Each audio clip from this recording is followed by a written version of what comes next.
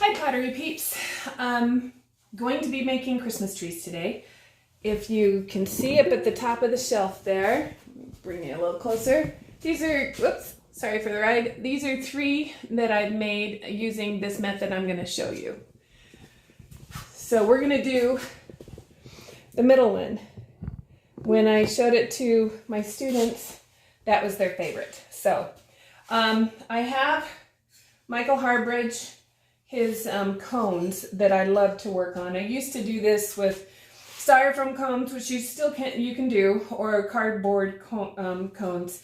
But this has been bisqued. It's not plaster, it's clay that's been bisqued. And so it's just a great form to press against, and it's just stable and easy to work with.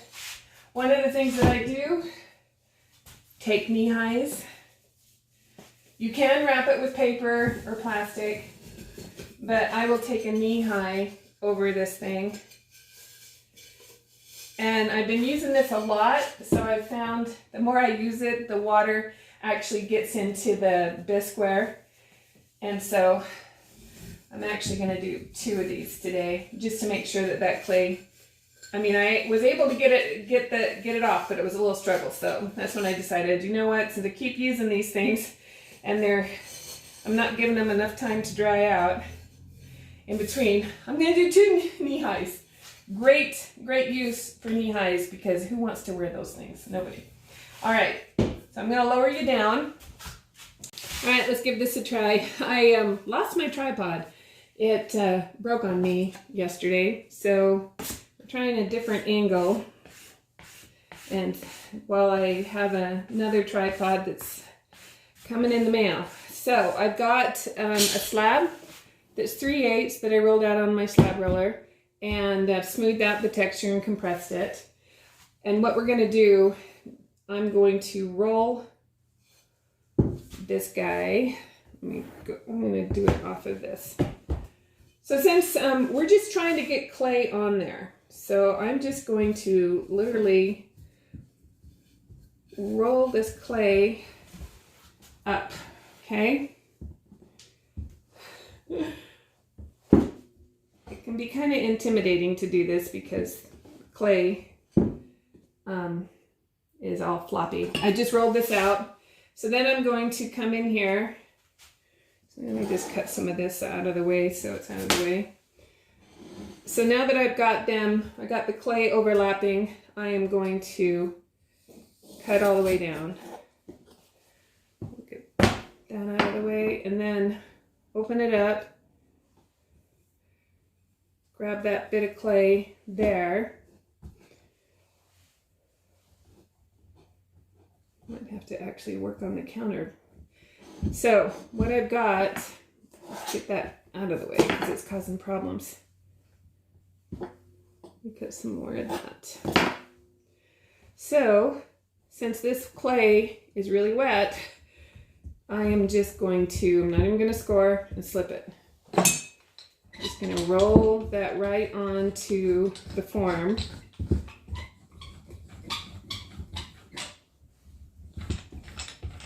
Okay. And then I'm going to just kind of pinch close my top.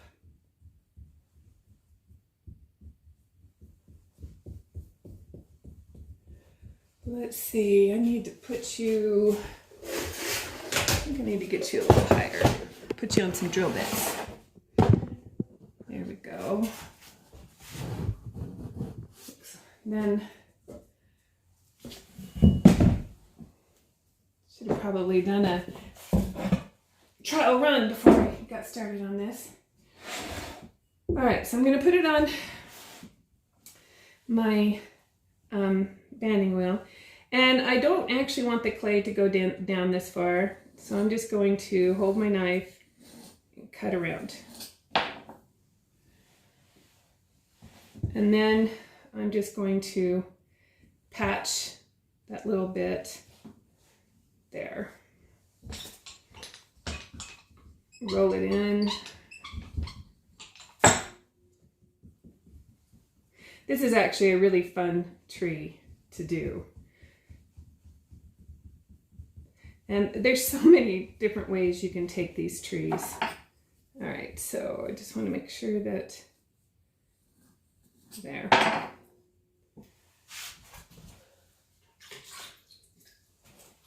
And I'm just going to smooth that bottom down. Smooth that in. And then just make sure my top is smooth the way I want it.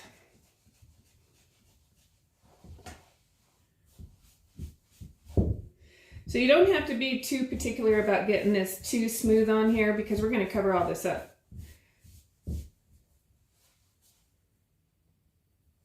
Just want to make sure there's no place that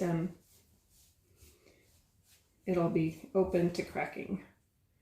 So any of the places that I added clay, just want to make sure they're smooth. So one cool thing, since it's on that nylon, it's super easy to take out, and then I can just quickly secure that seam on the inside.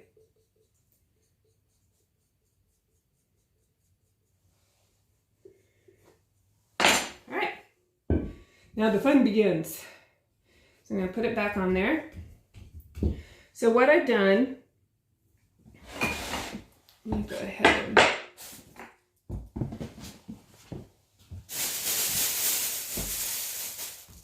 cover my clay. Always cover your clay when you're working. Good habit to get into. Whoops, another piece. And I have plans for all that leftover clay too. All right, so I have an extruder. You can do this by rolling out coils too. And I have this die that actually came with the extruder. This is a Nidec? Anyway, good little extruder. I've actually gone through quite a few extruders in my time. So far, I've been more impressed with this one. So, extrude a coil. And this doesn't have to be real precise. And then I ended up cutting them about an inch, maybe an inch and a half. Like I said, well, that one's a little too, it doesn't have to be precise. And then roll yourself a bunch of balls, okay?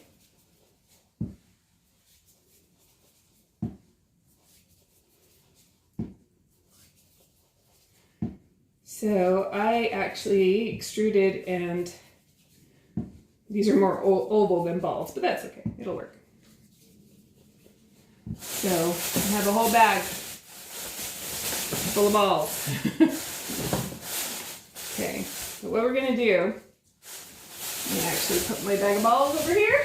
It's kind of a fun little statement to make. All right, so what I'm gonna do is I'm gonna take a ball and just take my thumb and press it, okay? I'm gonna start down here, just down at the bottom. I'm not gonna go over the bottom, just down at the bottom. And then I'm just gonna take my thumb and press it in there. And that's all there is to this. So it's a very, very fun project. And if you want bigger ones down at the bottom, you can make your balls just a little bit bigger. I think I've got some bigger ones in here. They're all kind of different sizes, which I actually like, because trees are all different sizes too. So it's just a matter pressing them with your thumb to get, basically I want a snow-laden branch, like the trees I grew up with that are, when it snows in Alaska, it's so cold that everything stays white. It doesn't do the freeze and thaw and get ugly. It actually stays white. And so you get these trees, these evergreens, spruce trees, that are just gorgeous, pretty much all winter long. And then the northern lights hit and turn the skies, you know, purple, pink, green, red sometimes, and they just light up that winter landscape, and it's just a magical place. It's brutal, don't get me wrong. Coldest I ever saw was 75 degrees. They did not cancel school. right? Is that wrong or what? In fact, I don't think I ever had a snow day in Alaska. They're prepared. Alaskans are prepared for whatever's gonna come your way. Most Alaskans are really prepared. You have to be, because no one's gonna come along and save you, especially if you're doing something stupid. Better be prepared. All right, so I'm just gonna go around and do this. Let me get the first layer on, and I'll speed it up because I'd like to show you another fun little tree and not make this video too long. But so, yeah, no scoring, no slipping. Start out with the clay wet. Let's get that centered so it doesn't just sit in. And you've got the cone, and it'll work with the styrofoam cone too. You could have something to press against. Oh, let's see, I guess I got room for one more. Do a smaller one. And then when you do actually let's lower that down just a touch. When you go to do the second layer, just like laying bricks, we're going to overlap, put them over the joint there. And then that's it. So I will speed you up for the rest of this. If you get all your balls prepared ahead of time, it doesn't take too long to do this. And then when it dries, I plan to add holes so that if you want to put lights in it, you can put lights in it, make a lamp out of it. And don't be too particular. If you don't get it just right, like I said, no perfection in pottery. Perfection is kryptonite for creativity.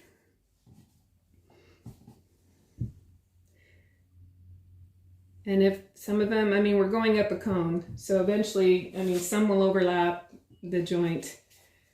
The more random you can be on this and the less trying to be perfect with it, the more real or the more artistic it's going to look. You try to get too perfect with something like this, and you might as well just buy a commercially made tree, right? So why would you want to do that? Have fun with it. If you wanted to take these boughs and put texture in them, you could totally do that. Each one of these you could stamp the thumb where you put your thumb and put texture, which would be super fun too. But I'm going to have mine, they're going to have a lot of snow. I want snow! It looks like our weather today, we got a storm coming in. It says snow's on the horizon, but I'm not seeing it yet. Dang it.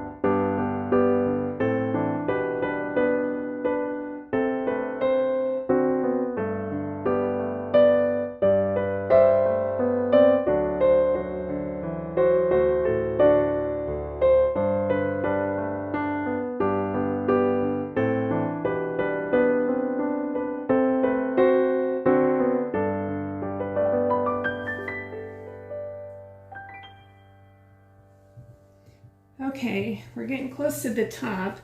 One thing I wanted to point out too, that when you push these guys on here, and you blend that in, it automatically brings that bough, that snowy bough of the tree up.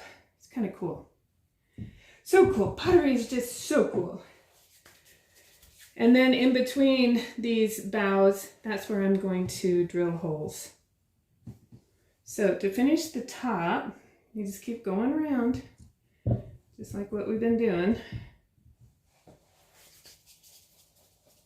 You can make a little smaller balls for the top if you want. Well, heck, you can do whatever you want. That's what's so cool. Here's a jumping off start point, and then you can take it as far as you want to.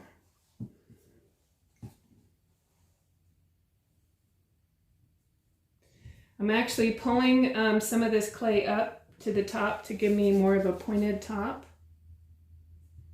Get any cracking in your things, you can come back and smooth over them. You could even make this a crooked tree and make it look like a Dr. Seuss tree. That'd be fun. Might have to try that too.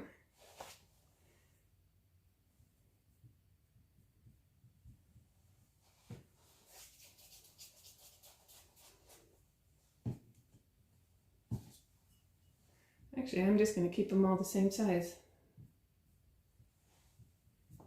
And then just work them into that point at the top. You can put a star on this if you wanted to. Could leave it more wilderness, which is what I'll probably do. Then I can use it all winter long. It's not just for Christmas. So spend a little time at the top there.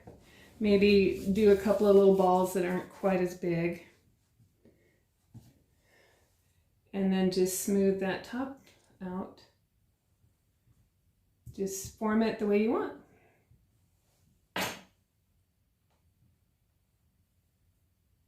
Let's see, I think I will do one more. Then I have 3 boughs at the top. I like that. I like odd numbers. I was born on an odd year, and it seems like all the odd years tend to be my favorite. Don't know if there's any science to that, but I like the odd years. All right, so there we go. There's your tree. How quick and fun was that? So now we're just let it set up and get leather hard and drill the holes, and we're done. Okay, since we still have some clay left over from what we did here, I'm going to show you just the quickest way to make a Christmas tree. So this is a texture roller by Sharon Hoppe. It's the winter flower, frost flower, something like that. It's got really pretty poinsettias on it. So I'm just going to roll it into the clay. When you roll rolling pins into clay, roll from the top. Okay? So, I've got my fun texture. Hope the lighting's good.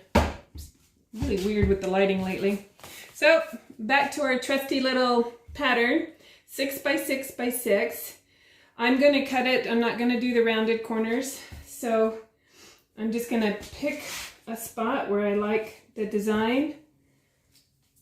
And this clay that I'm using is a Speckled Buff by Laguna.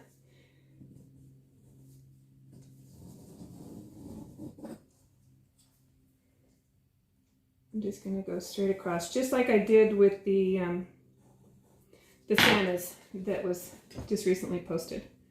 Okay, so just took that pattern and instead of cutting out those rounded corners, went straight, right? Put this guy over here. And just like we did with the Santas, let's see if I can. All right, so I'm going to take my pony roller, take one side, flatten it down, flip it over, take the other side, score one of those sides.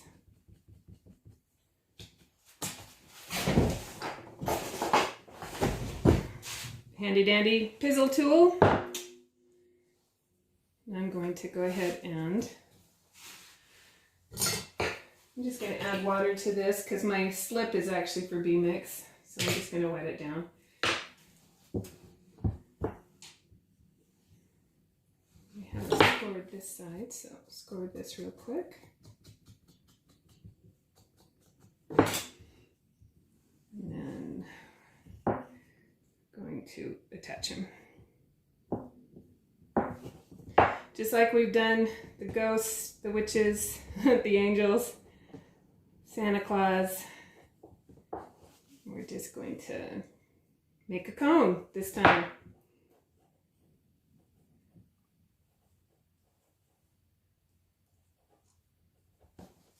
And I'm gonna flatten that out just a bit. Oops, tore the clay down there. That's okay, we'll fix that.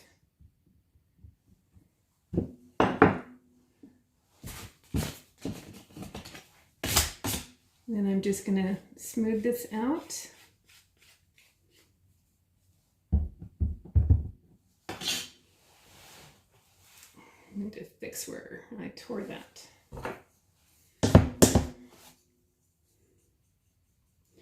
Get the seam on the inside too.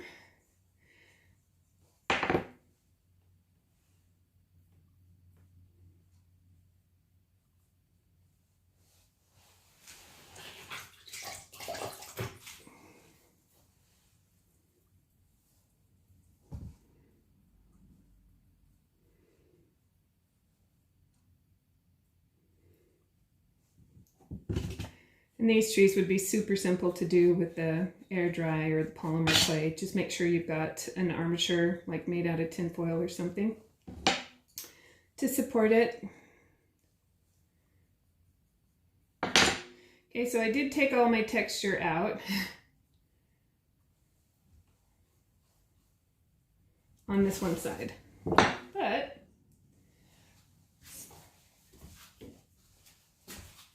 bring this rolling pin over here.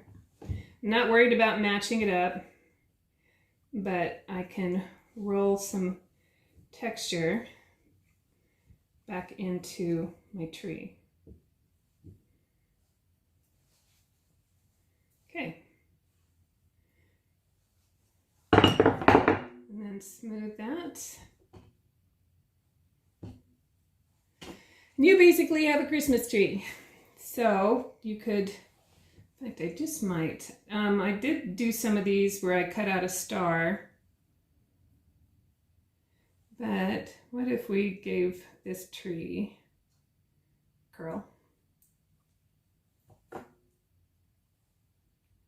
why not? Actually, I'm going to do that. I need to get some of this.